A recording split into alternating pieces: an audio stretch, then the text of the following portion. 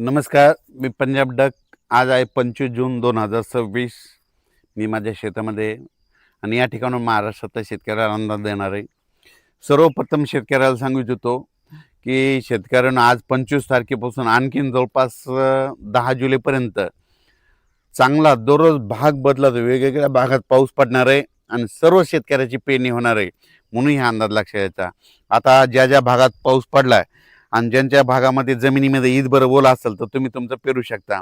मी देखील आज सकाळी सकाळी कशामुळे आलो की आम्हाला खूप पाऊस झाला, ओल आहे, पण आता ना इथं ट्रॅक्टर चालत नाही, त्याच्यामुळे आम्ही आजचे दिवस पेरणीसाठी थांबवलो. पण शेतकऱ्याला सांगू इच्छितो की पाऊस पडल्याच्या नंतर जमिनीमध्ये ओल तपासून पेरणी करायला काही हरकत नाही, म्हणून हा अंदाज लक्षात घ्यायचा. आणि परत सांगतो की काही काही भागामध्ये अद्याप काही ठिकाणी पाऊस पडला नाही, त्या भागात देखील पाऊस पडणार आहे ह्या 10-12 दिवसामध्ये. म्हणजे त्यांना देखील पडणार आहे आणि त्यांचे देखील पेरणी होणार आहे, म्हणून घाबरून जाण्याची काही चिंता नाही. महाराष्ट्रात सगळीकडे भाग बदलत वेगवेगळ्या भागात पाऊस पडणार आहे. ह्या 5 दिवसातच सगळीकडे पडून जाईल आणि सर्व शेतकऱ्याच्या पेरण्या होतील, म्हणून हा अंदाज लक्षात द्यायचा. त्याच्यानंतर काय झालं, सोलापूर जिल्हा, धाराशिव जिल्हा, लातूर जिल्हा, बीडचा इकडला कडाष्टी त्या भाग आणि पश्चिम महाराष्ट्रातल्या शेतकऱ्याचे फोन आले. आमच्या भागामध्ये काही भागात पाऊस पडला आणि काही भागात आलाच नाही. तर त्यांच्यासाठी सांगू इच्छितो, म्हणजे आज देखील म्हणजे 26 ते 30च्या दरम्यान मग तुमच्या पश्चिम महाराष्ट्राकडं सांगली जिल्हा, सोलापूर जिल्हा, कोल्हापूर जिल्हा, धाराशिव जिल्हा, हे पुन्हा असंच इकडं मराठवाड्यातलं बीड, लातूर ह्या पट्ट्यामध्ये काय होणार आहे, 26 ते 30च्या दरम्यान चांगला पाऊस पडणार आहे आणि त्यांच्या देखील पेरण्या होतील, म्हणून हा अंदाज लक्षात यायचा. ह्या पावसात जर चांगली ईद बरोबर गेली तर तुम्ही देखील पेरणीचा निर्णय स्वतः घेऊ शकता. त्याच्यानंतर काय झालं, विदर्भात देखील काही भागात खूप पाऊस पडला, काही भाग जरी उंचीत राहिला असता तर ह्या 2-4 दिवसामध्ये सगळीकडेच पाऊस पडणार आहे आणि सगळ्या शेतकऱ्याच्या पेरण्या होणार आहे, म्हणून हा अंदाज लक्षात घ्यायचा. दुष्काळ वगैरे पडणार नाही, म्हणून हे लक्षात घ्यायचं. उत्तर महाराष्ट्राकडे नंदुरबार जिल्हा झालं, धुळे जिल्हा झालं, जळगाव जिल्हा झालं, नाशिक जिल्हा झालं, त्या भागात देखील काय होणार आहे, जरा जास्तच पाऊस पडणार आहे, म्हणून त्यांनी देखील जमिनीची ओल पाहता तुम्ही तुमच्या पेरणीचा निर्णय घ्यायचा.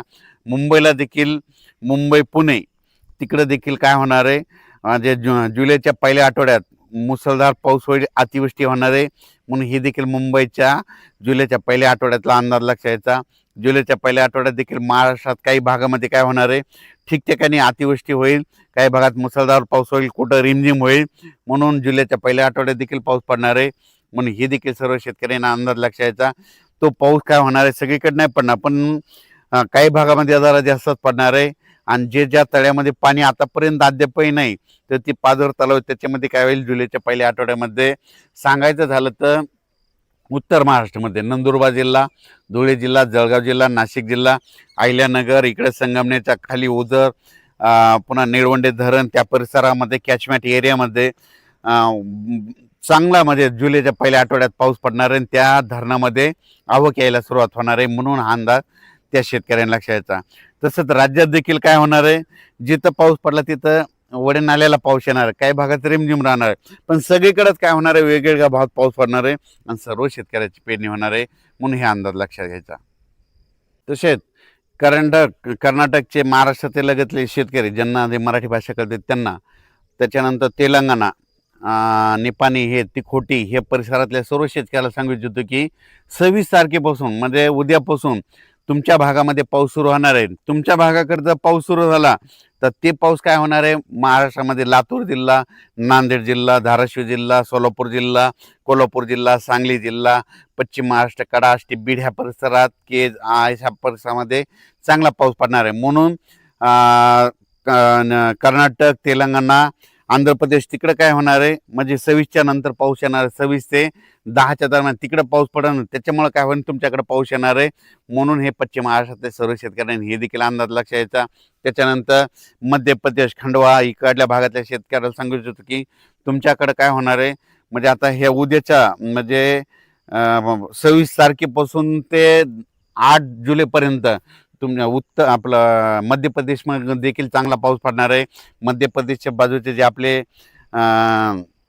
जिल्हे आहेत, बुलढाणा जिल्हा, धुळे जिल्हा, जळगाव जिल्हा, अकोला जिल्हा, अमरावती, वर्धा, नागपूर, भंडारा ह्या पट्ट्यात देखील काय होणार आहे, मध्य प्रदेशकडे पाऊस पडेल, त्याच्यामुळे जुलैच्या पहिल्या आठवड्यामध्ये ते आपल्या मध्य प्रदेशच्या बाजूचे जे लगतचे जिल्हे आहेत त्यांना देखील चांगला रिमझिम पाऊस पडणार आहे, म्हणून जुलैच्या पहिल्या आठवड्यात ते देखील त्यांच्यासाठी खास करून आनंदाची बातमी आहे. म्हणून हे अंदाज लक्षात यायचा. राज्यात मात्र दुष्काळ वगैरे काही पडणार नाही. जमिनीमध्ये ओल असेल तर तुम्ही पेरू शकता, पाहू शकता. हे माझ्या शेतामध्ये आमच्या खूप पाऊस झाला, आणखीन म्हणजे वापसा देखील नाही. तर आम्ही देखील ना ओल तपासली, ईदभर ओलच्या खाली गेलेली आहे. मग नंतर काय होणार आहे, आज ट्रॅक्टर चालत नाही नसं आज पेरणी करायला सुरुवात केली असती. पाहू शकता ही ओल किती गेलेली आहे. इतकी जर ओल असेल तर पेरणी करायला काही हरकत नाही.